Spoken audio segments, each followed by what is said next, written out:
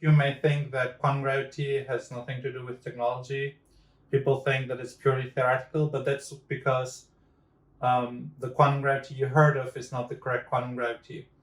When you have a really new theory that is changing the paradigm, is changing physics, then it should have a lot of predictions. And I have a lot of predictions. They all turned out to be correct. My theory is confirmed by the analysis of 8,846 supernovae and 35,000 white dwarfs. It claims that the true age of the universe is 35 trillion years, and it also explains entanglement, and it solves a lot of problems with constants. It predicts the mass of all the particles, and it solves the trouble with the Hubble constant. It turns out that when you assume a smooth quadratic expansion, assume that the expansion of the universe is a quadratic function, then things become simple and you don't have these problems anymore. The luminosity of supernovas decreases with the square of the distance. And so it solves all the problems in cosmology. It also solves the problems in gravity. So in gravity, every time people try to measure the gravitation constant, they get a different value. And I show that the value depends on the material. And that's because gravity does not depend on mass, like Newton said, also not on energy, like Einstein said, but it depends on the number of particles.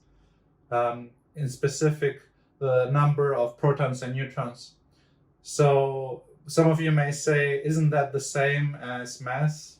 Protons and neutrons have mass, so isn't that the same? No, it's not the same, because mass is a form of energy, and so in different elements you have different amounts of negative binding energy, which reduces the mass, but it does not reduce the number of particles, and so you end up with different gravitational constants for every element. And iron is the element with the highest binding energy, and that's why it has the highest the most gravity per kilogram. And this allows us to create some pretty amazing technology. We can alter gravity, actually. If we inflate the mass by using particle accelerators, but not those with magnets on them, because those would be too heavy. We could, if we inflate the mass but don't change the number of particles, then basically we have less gravity per kilogram, and then we could make things fall slower than they usually would. We've already also done a lot of free fall experiments and many ways to prove that the theory is right. The whole theory is summed up in this book.